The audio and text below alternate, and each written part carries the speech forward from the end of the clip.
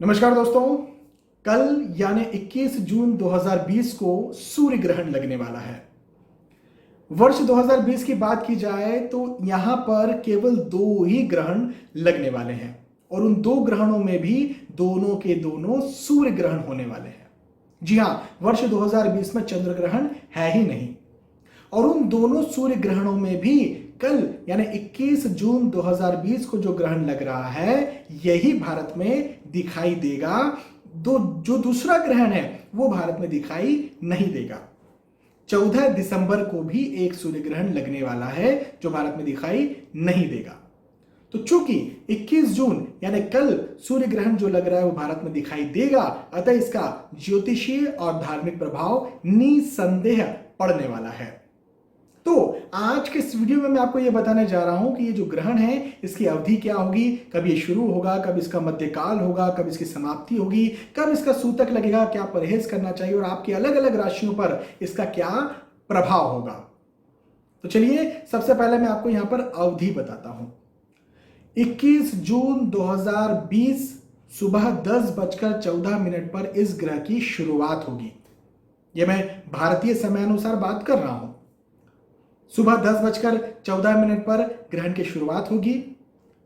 11:56 पर इस ग्रहण का मध्यकाल होगा और 1:57 कहने का मतलब दोपहर के 2 बजने से 3 मिनट पहले इस ग्रहण की समाप्ति हो जाएगी।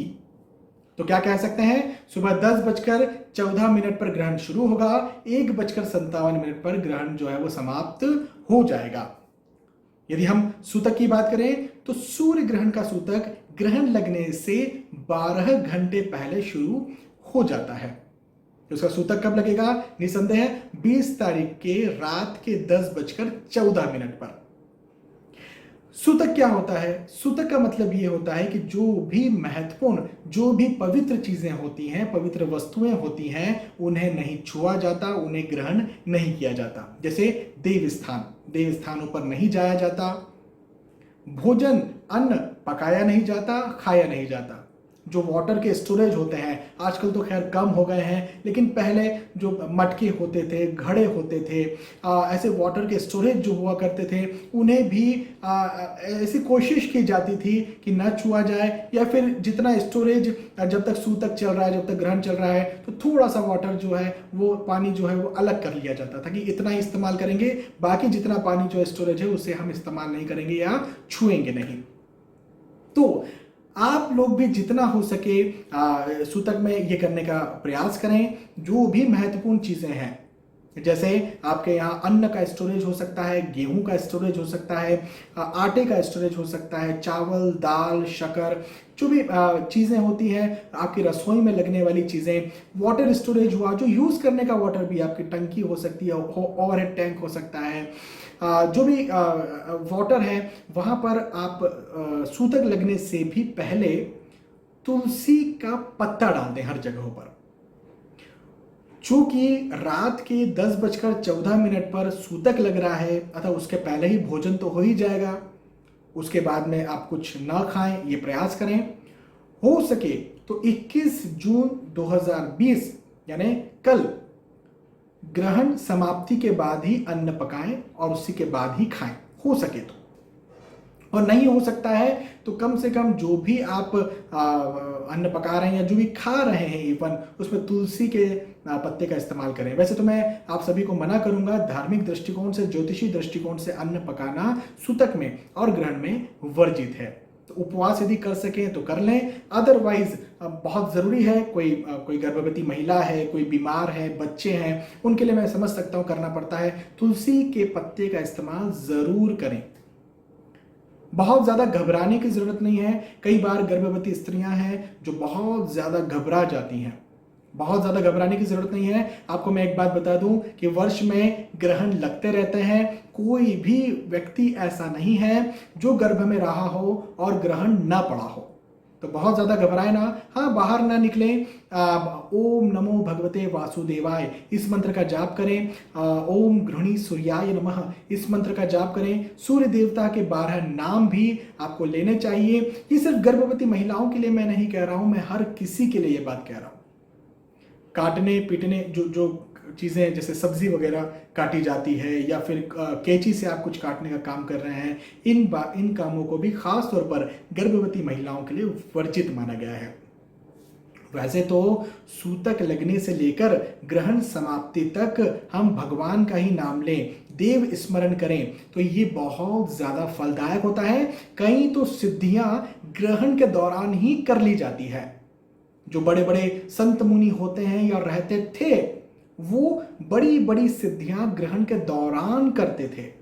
जी हाँ, तो इस बीच में जो भी मंत्र आप करते हैं, देखिए ओम नमो भगवते वासुदेवाय मैंने अपनी तरफ से दिया है, इसे करना चाहिए। लेकिन आप किसी भी मंत्र का जाप करते हैं, हरे राम हरे कृष्ण के मंत्र का जाप करते हैं, ओम नमः शिवाय मंत्र का जाप करते हैं, आपके कोई गुरु मंत्र है उसका आप जाप करना चाहते हैं, आप कोई ग्रंथ पढ़ना चाहते हैं, बिल्कुल आप पढ़िए। लेकिन जो भी देव से रिलेटेड या भगवान से रिलेटेड है उसे आपको करना चाहिए। आपके कोई इष्ट देव आपने माने हैं, उनकी आराधना आप करिए, लेकिन करना बहुत जरूरी है और करना ही चाहिए। इस दौरान देवताओं की, भगवानों की बात यदि की जाए तो ज्यादा बेहतर होता है। भौतिकता में जितना कम पड़े उतना अच्छा। भौतिकता का मतलब यही खाना बनाना, खाना खाना, टीवी देखना, एंजॉय करना, किसी तरह से हंसी मजाक करना, कहीं और जाना, ये जितना कम हो सके उतना बेहतर है। ऑब्वियसली आज का जो जीवन है, आज की जो लाइफस्टाइल है वो थोड़ी सी डिफरेंट हो गई है। हम उतना हद तक तो इसको खैर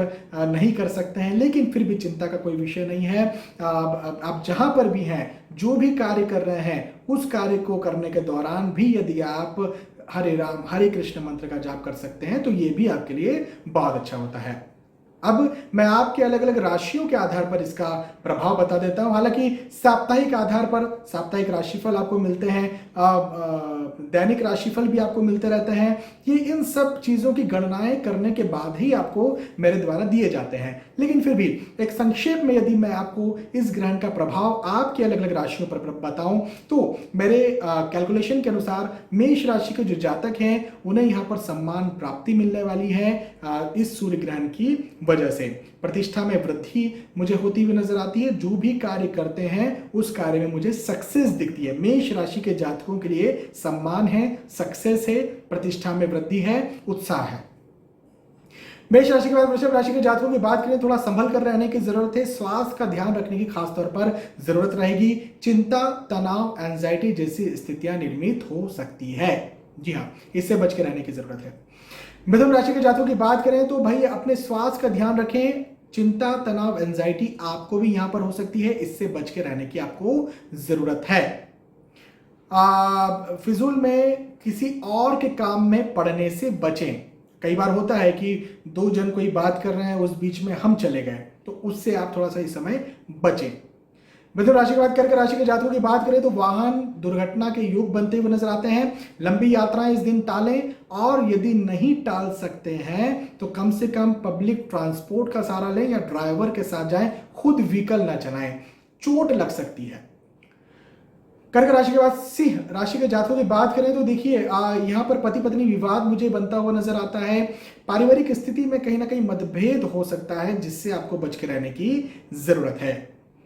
सिंह राशि के बाद कन्या राशि के जातकों की बात करें तो आपके लिए समय अच्छा रहेगा। शुभ समाचार किसी प्रकार का आपको मिल सकता है, कोई शुभ संकेत मिल सकता है। कोई मांगलिक कार्य आने वाले वक्त में आप प्लान कर रहे हैं तो उसके लिए कोई पॉजिटिव आपको साइन यहाँ पर मिल सकता है। या फिर नौकरी लगने के इच्छुक है तो उसका कोई ऑफर लेटर भी आपको मिल सकता है, या उसके लिए गतिविधियां शुरू हो जाए, ऐसी भी स्थितियां हो सकती है। कुछ नया उत्साह, कोई नई दिशा आपको यहाँ पर मिल सकती है। कन्या राशि के बाद तुला राशि के जातकों की बात करते हैं तो विवाद की स्थिति मुझे यहाँ पर बनती हुई नजर आती है। वाद विवाद हो सकता है दोस्तों के साथ, रिश्तेदारों के साथ, कलीग्स के साथ, तो वाद विवाद से बचने का प्रयास करें। वृश्चिक राशि के जातकों की बात करें तो किसी न किसी तरह की परेशानी में फंस सकते हैं। कोई रिस्की इन्वेस्टमेंट्स ना करें, कोई नए काम की शुरुआत इस दिन ना करें, अदरवाइज बहुत बड़ी परेशानी में आप फंस सकते हैं। अपनी कीमती वस्तुओं का ध्यान रखें, अदरवाइज खो सकती है। धनु राशि के जातकों की बात करें तो देखिए स्वास्थ्य का ध्यान आपको रखना है, खास तौर पर माता या माता समान स्त्री के स्वास्थ्य का ध्यान रखें। पारिवारिक स्थिति में मतभेद या कलह हो सकती है, जिस पर आपको बच के रहने की जरूरत है, या सही डिसीजंस लें और अपनी वाणी पर भी संयम बरतें, क्योंकि कई बार हमारी वाणी की वजह से भी कई कलह बन जाती है या कई सारी कलह या वाद विवाद रुक जाता है। धनु राशि का मकर राशि के जातकों की बात करें तो आपके लिए ये शुभ है। जो भी कार्य आप करना चाहते हैं बड़ी शुभता के साथ वो कार्य संपन्न हो, ऐसे योग मुझे बनते हुए नजर आते हैं। मकर राशि के जातकों के लिए ये ग्रहण शुभ है।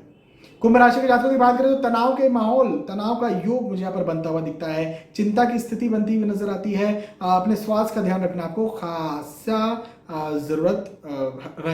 जरूरत रहेगी स्वास्थ्य के ध्यान रखने की।